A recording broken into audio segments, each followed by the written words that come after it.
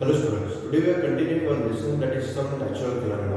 In our last period, I have explained you what is meant by charges, how charges get created on any of the object, then which are the types of charges. These are the things we have already discussed in our last period.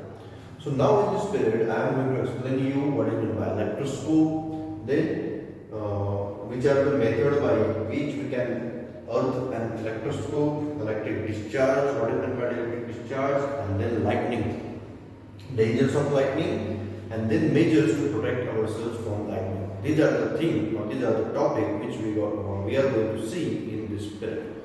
So first of all, I will start with electroscope. What is meant by electroscope? And simple C definition यहाँ पे हमारे पास given है, उसको मैं आपको समझाने की कोशिश करता हूँ. It is a device for detecting electric charge on an object. मेरे हाथ में ये पेन है. अगर आप जानना चाहते हो कि क्या ये पेन के ऊपर भी चार्ज है ना, जैसे अगर इस पेन को मैं से अपने बालों में रगड़ने के बाद कोई पेपर्स के ऊपर अगर मैं इसको ऐसे फिराता हूँ तो आप देखोगे कि पेपर्स उसकी तरफ अट्रैक्ट होता है ना. मतलब ये पेन रब करने के बाद एक चार्ज ऑब्जेक्ट बन गया था. समझ में आया?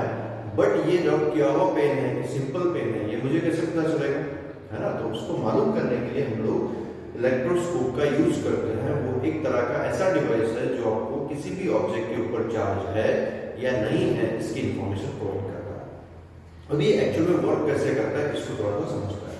तो यहाँ पर मैंने एक सिंपल सी डायग्राम बनाने की कोशिश करी है जो है इलेक्ट्रोस्कोप की. ठीक है, तो इलेक्ट्रोस्कोप के अंदर क्या क्या है, तो मैंने एक ग्लास की बॉटल ले ली और ग्लास की बॉटल के अंदर ये इस तरह का एक स्ट्रक्चर बना है जो कि बना हुआ है किसी मेटल से, और उसके नीचे मैंने लगाया हुआ है एल्यूमिनियम की फॉइल, है ना. दो फॉइल है एक दूसरे के पास ऐसे लगाए हुए.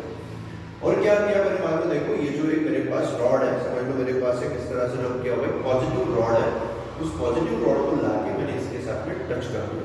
तो क्या होगा, जैसे मैं इसको पॉजिटिवली चार्ज रॉड से टच करूंगा तो क्या होगा, ये पूरी मेटल प्लेट के ऊपर पॉजिटिव चार्ज आ जाएगा. समझ में आ रहा है आपको? अगर मैं ये पॉजिटिवली रॉड से पॉजिटिवली चार्ज रॉड से इस मेटल प्लेट को टच करता हूं तो ये अपने पास के कुछ चार्जेस इसको दे देगा, है ना. और ये क्या है, एक मेटल है. मेटल क्या करता है, चार्जेस को कैरी करता है, मतलब एक जगह से दूसरी जगह पे लेके जा सकता है. और उसके कारण वही पॉजिटिव चार्ज इस पूरी प्लेट के ऊपर आ जाएगा. आया समझ में? और वही जो पॉजिटिव चार्ज है वो अगर पूरी प्लेट के ऊपर आ गया तो इसके ऊपर भी क्या आएगा, पॉजिटिव चार्ज आएगा. आ रहा है समझ में? तो ये दोनों प्लेट के ऊपर आ जाएगा पॉजिटिव चार्ज. और आपने एक सिंपल सी चीज को समझा है, लाइक चार्जेस रिपेलिशन. पता है आपको, अगर दो चार्जेस सेम हैं तो वो एक दूसरे को रिपेल करते हैं, मतलब एक दूसरे से दूर जाता है. तो यहाँ पे वही होगा, ये दोनों जो प्लेट्स हैं दोनों पॉजिटिवली चार्ज है, इसका मतलब दोनों एक दूसरे से दूर जाएंगे, है ना. और मैं समझ जाऊंगा कि इस रॉड के ऊपर चार्ज था. समझ में आया आपको? फॉर एग्जाम्पल अगर ये निगेटिवली चार्ज रॉड होता तो क्या होगा, निगेटिवली चार्ज रॉड भी अगर आप यहाँ पे टच करते तो इस पूरे फॉइल के ऊपर निगेटिव चार्ज आ जाता, है ना. और उसके कारण यहाँ पर भी दोनों के ऊपर निगेटिव चार्ज आता. मतलब फिर से वही, निगेटिवली चार्जेस दोनों के ऊपर सेम होते तो दोनों एक दूसरे से फिर भी रिपेल ही करते. समझ में आया आपको? मतलब किसी भी रॉड को यहाँ पे टच करने के बाद अगर यहाँ की एल्यूमिनियम फॉइल एक दूसरे से दूर जाते हुए आपको दिखी तो आप समझ जाइएगा कि ये जो आपके पास में रॉड है वो इलेक्ट्रिकली चार्ज रॉड है, उसके ऊपर कोई ना कोई चार्ज है. समझ में आया? मतलब चार्जेस को आइडेंटिफाई करने के लिए हम इलेक्ट्रोस्कोप का यूज करते हैं. ये चीज एकदम सही है ना, क्योंकि ये डिटेक्ट करता है कि उस ऑब्जेक्ट के ऊपर इलेक्ट्रिक चार्ज है या नहीं है. देन आपको थोड़ा समझना है अर्थिंग ऑफ चार्ज इलेक्ट्रोस्कोप. एक इलेक्ट्रोस्कोप को अर्थिंग कैसे किया जाता है ना. समझ लो ये जो मेरे पास में रॉड है, ये रॉड के ऊपर कोई चार्ज है, बट मैंने क्या किया, इसको हाथ लगाया. तो हाथ लगाने से क्या होगा, इसके ऊपर जो भी चार्जेस है वो मेरे हाथ से होते हुए, बॉडी से होते हुए कहाँ चले जाएंगे, ग्राउंड में. मतलब क्या हो गया, इसके ऊपर के जो चार्जेस थे पूरे मैंने ग्राउंड कर दिया, अर्थिंग कर दिया इसको. समझ में आया ना? तो वही है the process of transferring electric charge from a charge object to earth is called earthing. तो किसी भी चार्ज ऑब्जेक्ट से उसके ऊपर के चार्जेस को अर्थ में लेके जाना, इसी को हम लोग अर्थिंग बोलते हैं. समझ में आया? जैसे आपने कूलर आपके घर में होता है ना, जो हम समर सीजन में यूज करते हैं, उस कूलर को भी अर्थिंग किया होता है. समझ आपने देखा होगा काफी बार उसके बॉडी के साथ, मतलब उसका जो बाहर का बॉडी है ना उसके साथ में हम लोग छोटा सा पतला सा वायर जो है वो कनेक्ट करते हैं और उसको फिर किसी भी मतलब अर्थिंग उसको कर देता है। इससे क्या होता है कि जो आपका समझ लो कूलर है, उस कूलर के अंदर कोई वायर आपका जो ओपन है और वो वायर जो है कूलर की बॉडी को टच कर रहा है, तो क्या होगा, पूरा कूलर आपका करंट मारना शुरू करेगा। बट अगर मैंने वहां पे ये अर्थिंग वाला वायर लगा के रखा तो वो क्या करता है, उस बॉडी का पूरा करंट जमीन में भेज देता है, मतलब अर्थिंग में भेज देता है ना। तो इसीलिए हमें अर्थिंग जो है वो हेल्प करता है किसी भी ऑब्जेक्ट से आपको करंट ना लगे, इससे आपको सेव करता है। ठीक है, आया समझ में। तो अर्थिंग अगर आप किसी भी इलेक्ट्रोस्कोप का या किसी भी चीज का करना चाहते हो तो अर्थिंग करने के लिए आपको क्या करना होगा, इसके साथ एक मेटल का रॉड, मेटल की वायर कनेक्ट करनी होगी और वो जमीन के अंदर हम लोग एक मेटल की रॉड रखेंगे, उसके साथ उसको कनेक्ट कर देंगे, जिससे क्या होगा, यहाँ का पूरा करंट उस मेटल रॉड के अंदर मतलब अर्थ के अंदर चला जाएगा। आया समझ में। तो इस तरह से हम लोग अर्थिंग कर सकते हैं किसी भी ऑब्जेक्ट का। तो यहाँ पर आपको उतना समझने की जरूरत नहीं है। अर्थिंग ऑफ चार्ज इलेक्ट्रोड्स क्या होता है वो आपको समझ में आ गया। The process of transferring an electric charge from a charge object to earth is called earthing. Then next है इलेक्ट्रिक डिस्चार्ज क्या होता है। ठीक है, अभी इलेक्ट्रिक डिस्चार्ज को समझाता हूं मैं। ये मेरे पास एक मेटल का रॉड है, ये मेरे पास दूसरा मेटल का रॉड है। ठीक है, दो मेटल के रॉड और इन दोनों के बीच में क्या है, पूरी एयर है ना।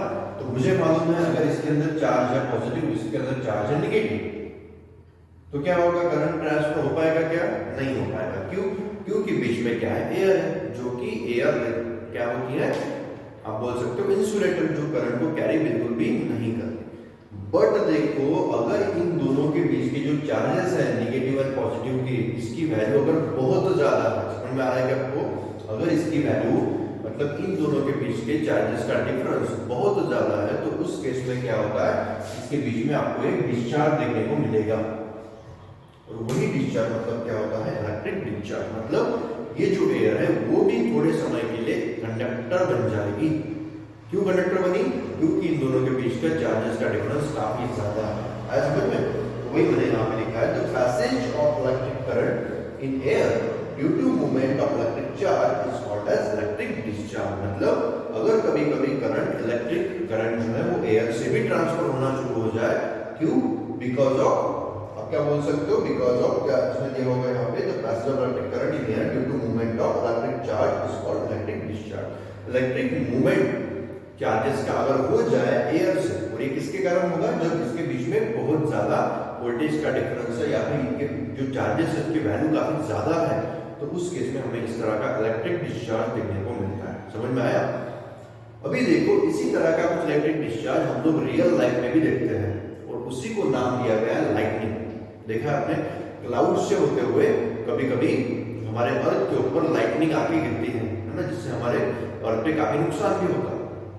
बट क्योंकि वो कहां से आ रहा है, बीच में कोई वायर तो नहीं है ना, तो वो जो लाइटनिंग आ रही है वो कहां से आ रही है, एयर से आ रही है। मतलब एयर भी जो है उस समय कंडक्टर बन जाती है। समझ में आया ना, मतलब वो भी क्या है, एक तरह का इलेक्ट्रिक डिस्चार्ज ही है। तो लाइटनिंग की एक सिंपल सी डेफिनेशन मैं आपको यहाँ पे समझा देता हूँ। The bright flash of light which we see in the clouds is called lightning. तो एक काफी, आप लोग देखते हो कि रात के समय में भी काफी एक अच्छा उजाला हो जाता है जब लाइटनिंग चमकती है, तो वही है the bright flash of light which we see in the clouds is called lightning। तो ये लाइटनिंग एक्चुअल में होते कैसी है उसको मैं थोड़ा सा यहाँ पे आपको समझाने की कोशिश करता हूँ। तो फॉर एग्जांपल, ये मेरे पास मैंने एक एग्जांपल लिया हुआ है जहाँ पर नीचे कुछ बिल्डिंग्स है, काफी हाइटेड बिल्डिंग्स, और ऊपर है क्लाउड्स। अभी क्या होता है, ये जो क्लाउड्स है वो मूवमेंट कर रहे हैं, नीचे है हमारी बिल्डिंग्स काफी बड़ी बड़ी। तो क्लाउड्स जो होते हैं वो नीचे की तरफ आप देखोगे कि उसके ऊपर एक नेगेटिवली चार्ज, मतलब इसमें अभी तो फिलहाल सब कुछ है ना, फिलहाल उसके ऊपर पॉजिटिव चार्ज भी है, नेगेटिव चार्ज भी है, और नीचे जो हमारी अर्थ है उसके ऊपर काफी बड़ी बड़ी बिल्डिंग्स हैं। ठीक है, तो वो जो बिल्डिंग्स होगी उनके ऊपर आएगा पॉजिटिव चार्ज। ठीक है, ये जो हमारे पास नीचे बिल्डिंग्स होती हैं उनके ऊपर आता है पॉजिटिव चार्ज, और ऊपर जो हमारे पास में नेगेटिव चार्ज आ जाता है नीचे। अभी मैंने आपको बता तो दिया कि नीचे की तरफ नेगेटिव चार्ज आता है, ऊपर की तरफ पॉजिटिव चार्ज होता है, और जो बिल्डिंग्स होती है उसके ऊपर आता है पॉजिटिव चार्ज। ये हुआ कैसे, इसको भी समझना है ना, तो इसको समझा देता हूँ। तो क्या होता है कि जब रेनी सीजन में कभी कभी काफी बड़े बड़े स्टॉर्म्स आते हैं, आपने देखा होगा लाइटनिंग जो है वो नॉर्मली आपको कब देखने को मिलती है, जब काफी स्टॉर्म्स है, मतलब काफी जोर जोर से हवा चल रही है ना, विंडी एटमॉस्फेयर है, उस केस में आपको देखने को मिलता है कि क्लाउड्स भी आते हैं, और क्लाउड्स के साथ साथ ये थंडरस्टॉर्म्स भी देखने को मिलता है, लाइटनिंग भी देखने को मिलता है। तो ये कैसे हो रहा है देखो, अभी क्या होता है कि जब इस तरह का एटमॉस्फेयर है, पूरा स्टॉर्म्स पूरे रेडी है, उस समय क्या होता है, ये जो हवा होती है जो काफी तेजी से नीचे से ऊपर की तरफ आपको बहते हुए देखने को मिलेगी। जो स्टॉर्म की जो एयर होती है ना, वो नीचे से ऊपर की तरफ के क्लाउड्स के अंदर वो मूव करती है। उससे क्या होता है, हवा जब नीचे से ऊपर की तरफ जा रही है तो इसके अंदर जो वाटर ड्रॉपलेट्स है छोटे छोटे, है ना, वो वाटर ड्रॉपलेट्स एक दूसरे के साथ रब करते हैं, क्योंकि हवा की स्पीड बहुत ज्यादा है तो इनके बीच में रबिंग होगा सारे वाटर ड्रॉपलेट्स के बीच में, और उसी रबिंग के कारण इनके ऊपर चार्जेस जनरेट होंगे। तो जो आप लोग बोल सकते हो कि जो हेवी वाले वाटर ड्रॉपलेट्स है उसके ऊपर आता है नेगेटिव चार्ज, और जो लाइट वेटेड वाटर ड्रॉपलेट्स है उसके ऊपर आ जाता है नेगेटिव पॉजिटिव चार्ज। अभी जो हेवी चार्जेस है जिनके ऊपर नेगेटिव चार्ज आ गया, वो हेवी होने के कारण क्लाउड्स के नीचे की तरफ जाएंगे। समझ में आ रहा है? जो हेवी वाले आपके वाटर ड्रॉपलेट्स है जिनके ऊपर नेगेटिव चार्ज आया है, वो हेवी होने के कारण नीचे की तरफ जाएंगे, और जो पॉजिटिव ड्रॉपलेट्स है जो कि लाइट वेटेड है तो वो हल्के होने के कारण हवा के साथ ऊपर की तरफ जाएंगे। समझ में आया? मतलब जो मेरा क्लाउड है वो अपर पोर्शन में पॉजिटिवली चार्जेस को जमा करके रखेगा, और नीचे वाले पोर्शन में पूरे नेगेटिव चार्जेस एक जगह पे कलेक्ट हो जाएंगे। अभी क्या होगा, अभी ये जो नीचे वाला पोर्शन है वो नेगेटिवली चार्ज है, और ऐसे क्लाउड अगर हवा में या फिर आकाश में इस तरह के अगर क्लाउड्स है और नीचे अगर काफी टॉल बिल्डिंग है तो क्या होगा, इस बिल्डिंग के ऊपर भी तो दोनों चार्जेस है ना, पॉजिटिव चार्ज भी और नेगेटिव चार्ज भी। तो बिल्डिंग के ऊपर नीचे ये नेगेटिव चार्जेस होने के कारण बिल्डिंग के जितने भी पॉजिटिव चार्जेस हैं वो ऊपर की तरफ आ जाएंगे, ठीक है। और फिर इन दोनों के बीच में आप लोग बोल सकते हो कि जब इन दोनों की वैल्यू काफी ज्यादा इंटेंस हो जाएगी, जैसे मैंने आपको यहाँ पे समझाया कि एक पॉजिटिव चार्ज है, एक नेगेटिव चार्ज है, बीच में क्या है, एयर। तो एयर तो इलेक्ट्रिसिटी कंडक्ट नहीं करती है, बट जब इन दोनों के वैल्यू जो है काफी ज्यादा बढ़ जाएगी तो उस केस में यहाँ पे आपको इलेक्ट्रिक डिस्चार्ज देखने को मिलेगा, और उसी को हम लोग क्या बोलते हैं, लाइटनिंग, ठीक है। तो ये भी हो गई एक लाइटनिंग जो कि क्लाउड और अर्थ के बीच में हो रही है। इसके अलावा लाइटनिंग जो है वो इस क्लाउड के अंदर भी हो सकती है। क्लाउड के अंदर कैसे होंगी, क्योंकि ऊपर पूरे पॉजिटिव चार्जेस है, नीचे पूरे नेगेटिव चार्जेस है। अगर इन दोनों की वैल्यू काफी ज्यादा बढ़ गई तो उस केस में भी इसके बीच की जो एयर है वो एक कंडक्टर बन जाएगी, और आपको इलेक्ट्रिक डिस्चार्ज वहां पर भी देखने को मिलेगा। मतलब विद इन क्लाउड भी इस तरह के थंडर आप लोग बोल सकते हो लाइटनिंग ऑकर हो सकती है। तो इन दोनों तरह की लाइटनिंग को हमने दो अलग अलग नेम दिए हैं। सबसे पहला name lightning with in the clouds अगर होती है तो उसको हम लोग बोलते हैं शीट लाइटनिंग। क्या बोलते हैं उसको, शीट लाइटनिंग, अगर एक क्लाउड के बीच में हो रही है। और अगर लाइटनिंग क्लाउड और अर्थ के बीच में हो तो हम उसको बोलते हैं फोर्क लाइटनिंग। क्या बोलते हैं उसको, फोर्क लाइटनिंग। तो इस तरह से हमने लाइटनिंग को भी यहाँ पे क्लासिफाई किया हुआ है। अभी लाइटनिंग के अंदर डेंजर्स क्या होता है, लाइटनिंग से हमें क्या नुकसान हो सकता है। अगर लाइटनिंग इस तरह से किसी टॉल बिल्डिंग पे आके फॉल होती है तो उससे क्या होगा, बिल्डिंग के ऊपर काफी डिस्ट्रक्शन होगा, बिल्डिंग का काफी नुकसान होगा।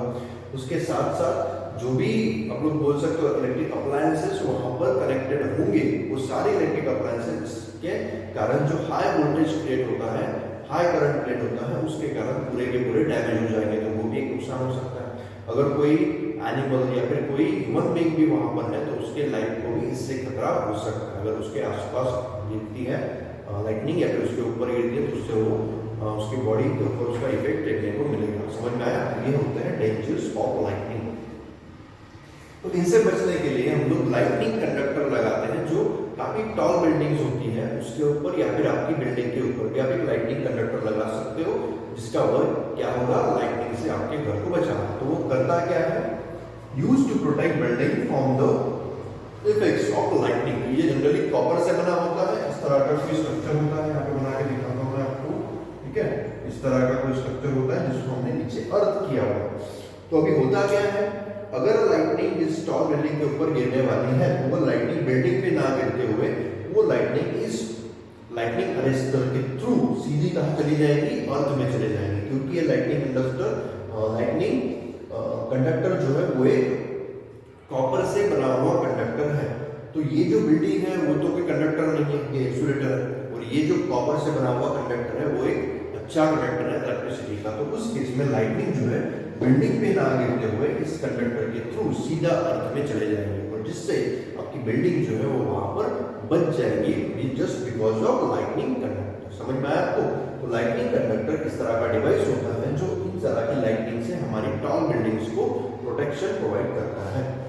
उसके बाद आपको एक टॉपिक समझना है इसमें, वो है measures to protect ourselves from lightning. अगर लाइटनिंग बहुत ज़्यादा हो रही है और आप कहीं बाहर हो तो उस केस में आप खुद को कैसे प्रोटेक्ट कर सकते हो उसको हमें समझना है इस टॉपिक के अंदर। तो मैं यहाँ पे आपको शॉर्ट में इसको एक्सप्लेन कर देता हूँ। तो लाइटनिंग में हम लोग क्या क्या कर सकते हैं जिससे हमें खुद को बचाना आसान हो पाएगा।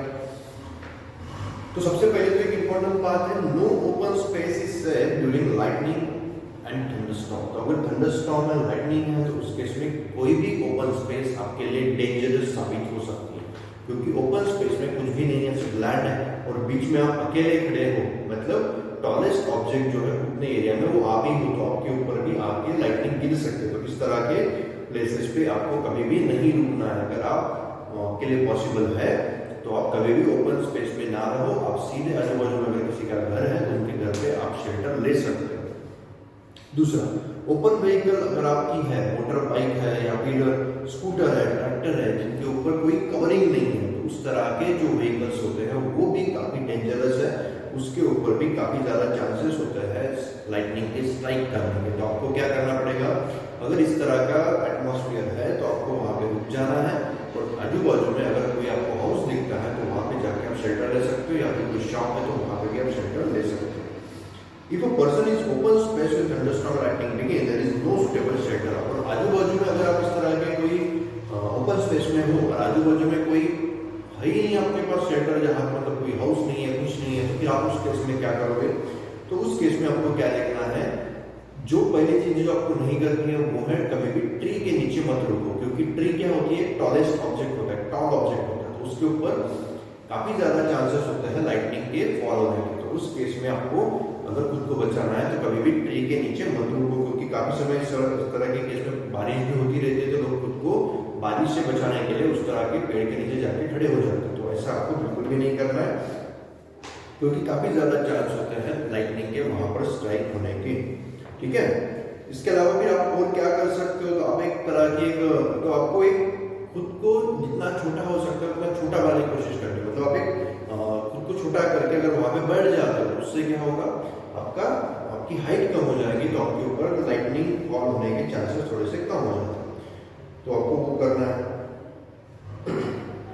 We should avoid raising an umbrella. अगर आपके पास में अम्ब्रेला है तो अम्ब्रेला इस तरह से अगर पकड़ के खड़े रहते हो तो अम्ब्रेला के ऊपर भी छोटा सा मेटल टॉप होता है, उसके कारण भी वहां पर लाइटनिंग के स्ट्राइक होने के चांसेस होते हैं, तो वो भी आपको मतलब अवॉइड करना है।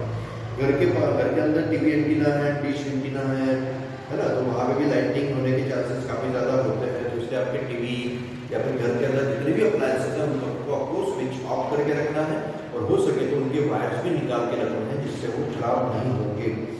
ठीक है, मेटल पाइप्स के ऊपर भी लाइटनिंग स्ट्राइक हो सकती है। तो घर के अंदर आपकी वाटर फिटिंग जो होती है ना, मतलब वाटर के नल्स की वगैरह जो फिटिंग होती है, अगर वो मेटल की बनी है तो उस तरह के किसी भी पाइप को भी आपको टच नहीं करना है जिस समय आउटसाइड में लाइटनिंग का एटमॉस्फेयर बना हुआ देखने को मिले। समझ में आया आपको?